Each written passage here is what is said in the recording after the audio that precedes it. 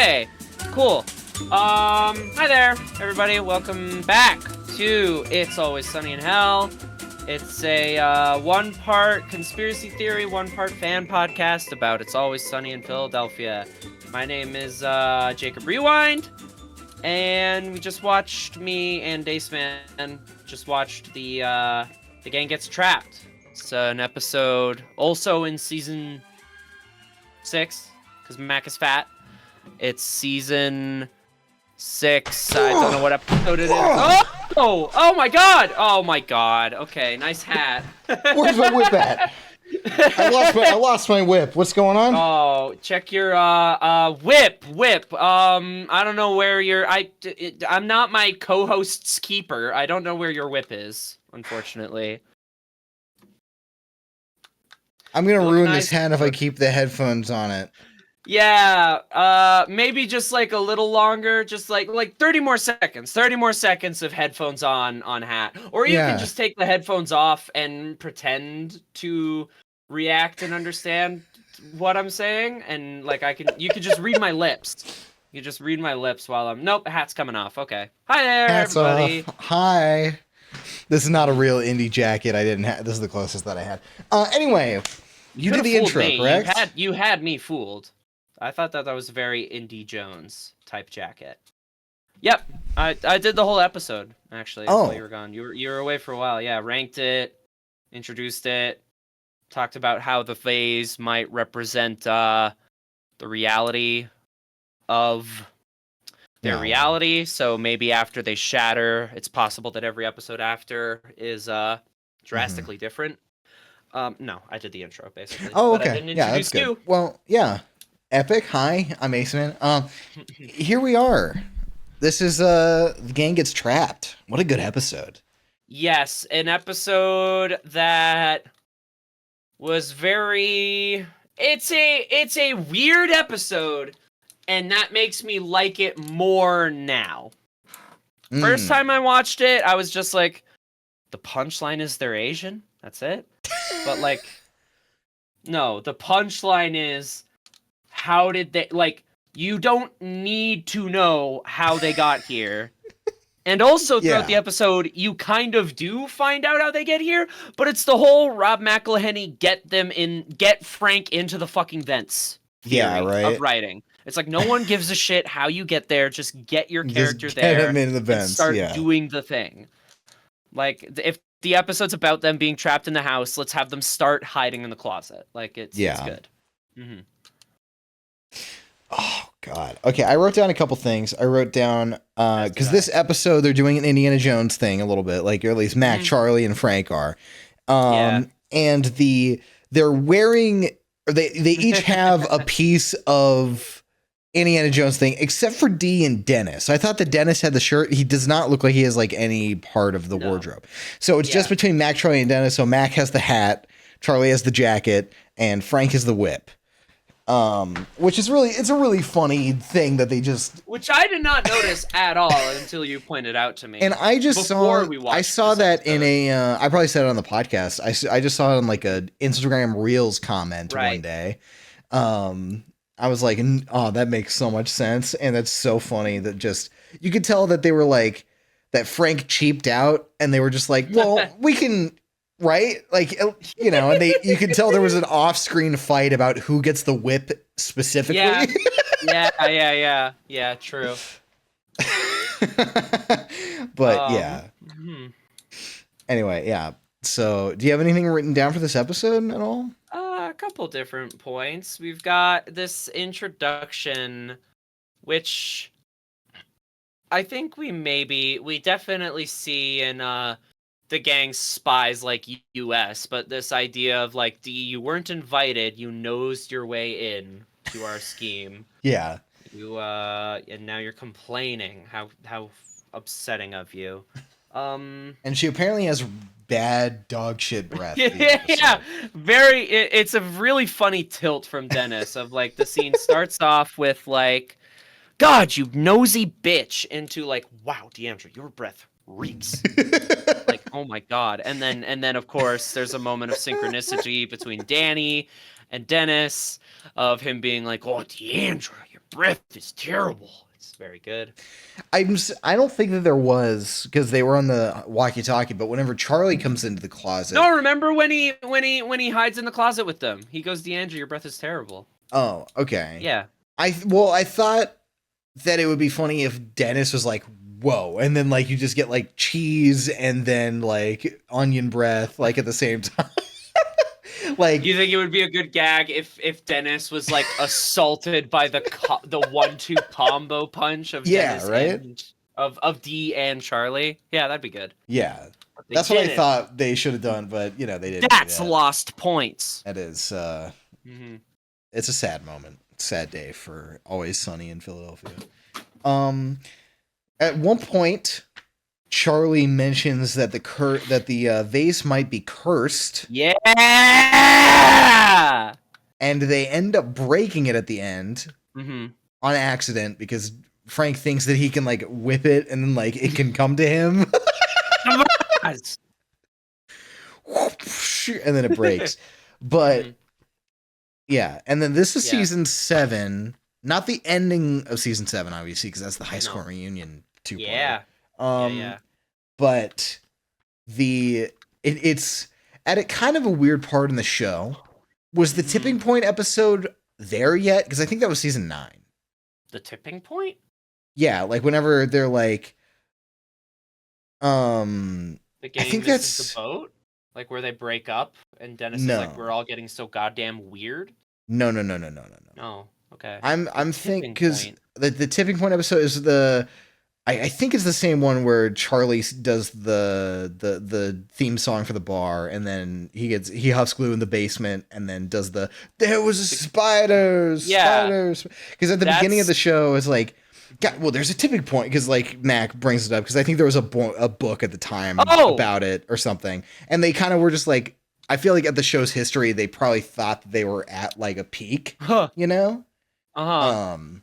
You are combining 2 separate episodes. Am I? You're combining the because that one, because they tipping seem like point one, the same one. Tipping point 1 is the Frankenstein episode of how Mac got fat. That's the one where he's in the confessional booth and he's telling the pastor how he got fat. That's the one where Dennis tries on the face stuff and gives himself a haircut, and he looks like Superman, and that's great because well, he was the original. And and then it ends with one of a joke that really lands for me. Where it's D and Charlie. My headphones died. I didn't hear a single thing of that. You said it ends with my favorite, and then it just died. Okay. That's an RIP moment. It's okay. 1 second. 413. 413. 413. 413. 413. I hear you saying, or I see you saying recording. 413. I hear you saying 413. 413. 413. Really? 781. 781 413. Listen to me right now. 413 781 999998 There we go. 413 3. Are you doing the ending card? Are you doing the ending? No. Stop it. Okay. I'm doing my favorite Lethal Company gag. 413. 413. 413. But the 2 episodes you were combining, I was talking about the 2 episodes you were combining, and the How Mac Got Fat ends with a gag that really lands for me, where it's everyone in the gang except for Mac in a room together, and they're just like, and it's the one, it's where Dennis and Charlie are getting high together, and then Frank and Dee join them, and it's like, well, we're all going to hell, so. And then Mac's just like, well, I wasn't there, so I don't know exactly what they said. And the other episode you're combining, there was a spider.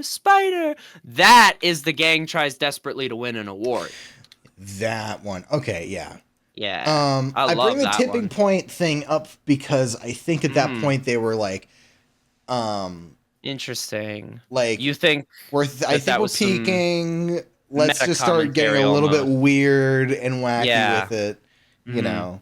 And that was like kind of I definitely season 12 is like they're like, fuck it, balls to the walls, old lady house, fucking Yeah. gang gets black, Yeah. fucking. How Mac got fat is the next episode in season 7. It is. So, yeah, I don't know where I was going with that because my headphones died and I kind of Yeah, we got got a off little track.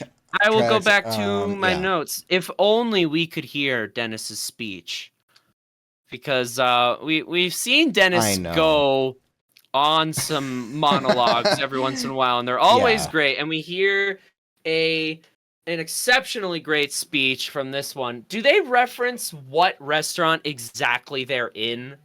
I don't think they do. I think they just say at the hamburger shop, right? I don't know. I think they just say at the hamburger shop, but there's something. Mac goes back there to order food. Yeah. Which is Maybe great. We can look close. Yeah. But something he says that Charlie says he says is that you said you would be in and out of that house like a demon's whisper. Ooh. Ooh. I like it. But yeah, the cursed vase. What curse do you think was unveiled on them? Oh! So you do believe... I believe there may be a curse. Yeah, maybe. We live in a world full of hell and full of superstitions, according to Charlie. Let me, Yeah. It's blue. It's blue and white. What animal is on the vase? I don't remember. If there even is an animal at all. I'm gonna look now. Oh, it's flowers. Or wait, there's some sort of creature. It's looking like maybe dolphins? You're so close to your microphone. It could be dolphins in the vase. He's so close to the mic. Okay. I think it so what I think it really is up to us to determine what kind of curse they get from the vase. Does it matter who breaks it, or does it curse them all equally after they break it? I don't know. It might be a curse to Frank. Counterpoint, he does never touch it. He never touches it, that's true.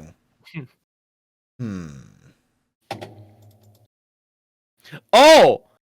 You know what? I am going through frame by frame on Disney Plus, which is a new feature on Disney Plus in Canada, but you actually can see a little green ghoul running out of the vase.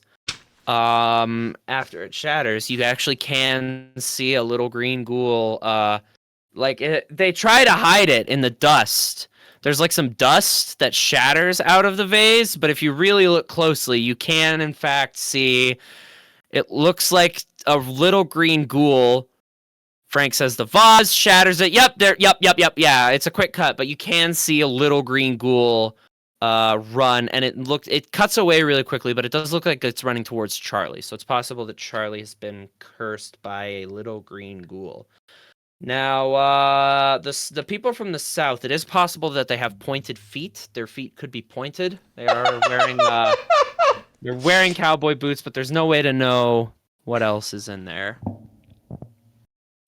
God. Okay. I have another thing written down. Yeah. Which is just a character thing that I noticed with Charlie.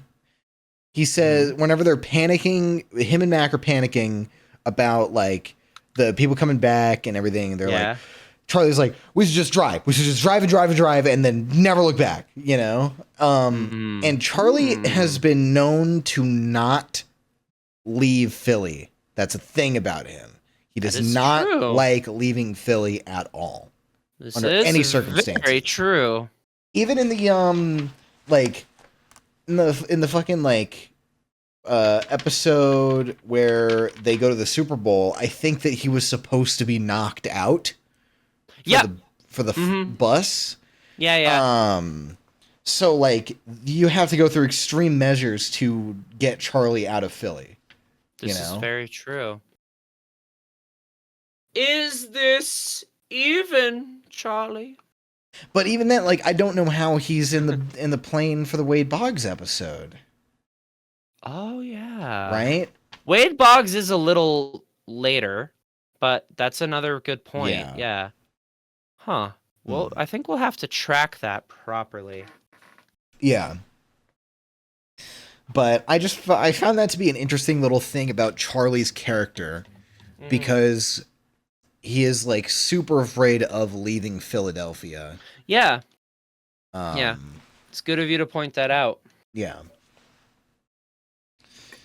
But because at that to pivot from conspiracy theory to fan podcast there, it's a good moment where Dennis is ragging on them about their dreams to open up a leather shop in Arizona, and he points out the flaw in their plan, which is a leather shop in Arizona, you'll be closed in a week's time. And then he tells Dee that information, and Dee like tells him leather shop in Arizona?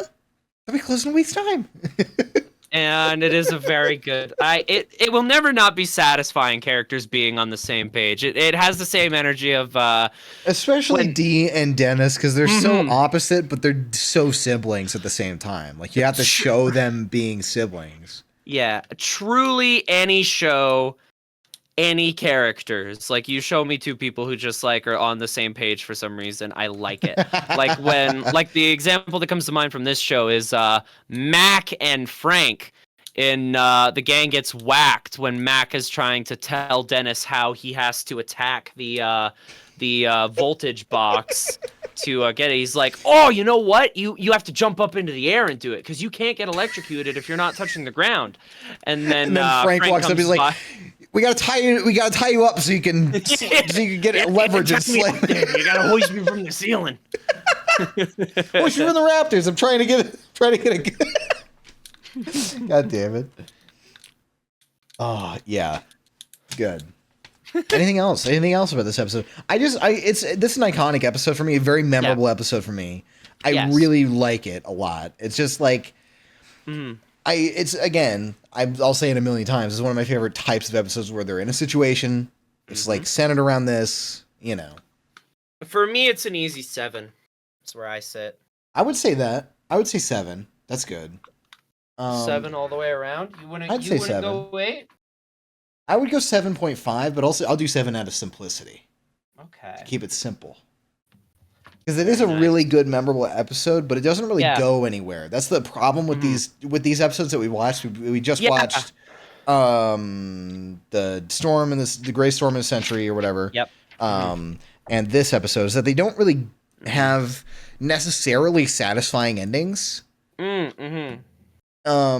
Like there's all this like drama around this, and it like kind of builds, but then it just kind of falls off, and not in quality, just like the joke at the end either doesn't hit hard enough or like story-wise it doesn't really go anywhere.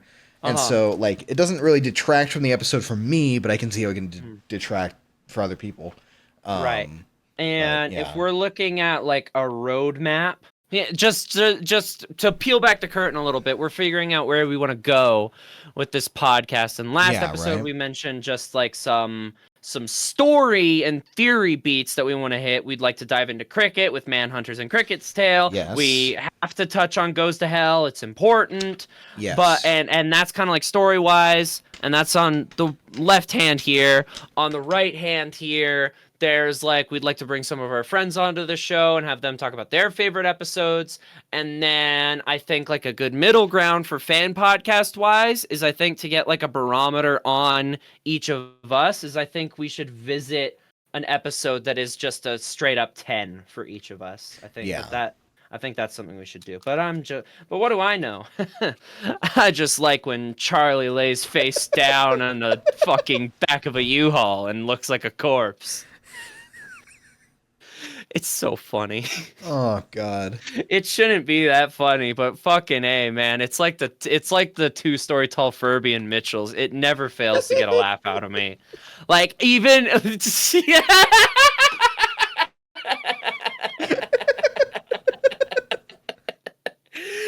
one of those things where I just start to think about it, and thinking about it makes me truly, genuinely laugh. That's good. This is good shit.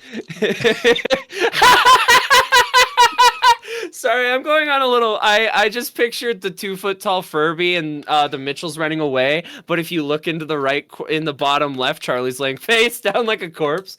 Yeah, this is a fun game you can play in your head. Did you ever realize that you could just like make things that are funny in your head even funnier by adding more of them? That's what Neil Cicierega did. He was like, "What if this song, but also all of these songs?"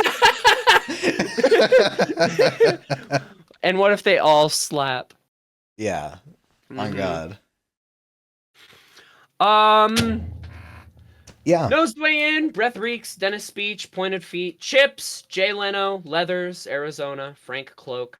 The thing I think we should say is that there is a theory I read on Reddit that makes a lot of sense. The whole thing with the wife buying Jay Leno tickets. Yeah. Is that the theory someone on Reddit posited is that she was buying those tickets to Jay Leno and not going to his show, but instead going to visit Barry, the person she's having an affair with. Yeah. Because Barry lives close to where, which like makes sense, yeah.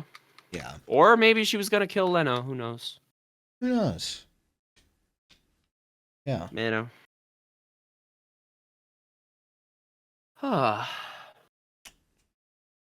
Do you know about the Jay Leno drama? It's fucked up what he did to Conan. I'm still looking for my whip. Well, I hope you find it because I wrote it's a whip, right? So it's important for self-defense and for that's your legacy. You pass that down to your children, your whip. If any one of you in the comments have seen my whip picture here, I have a whole bunch of cream that I need the whip for. So if you could just like call this number, Jacob, you got the number. Yeah, right? yeah. If you could call this number, whip's number 777-888 Sunny spelt wrong. 777-888 Sunny spelt wrong. Yeah, call that number if you've seen this whip. The whip that Ace Man used to have but doesn't currently. Yeah. Yeah. Or if you know how to find a secret baby on aceman.com, you should call that number. I've heard rumor. Don't go looking. Okay. Don't go looking. Thank you everybody. And put an egg in your shoe and beat it. Bye. Or should I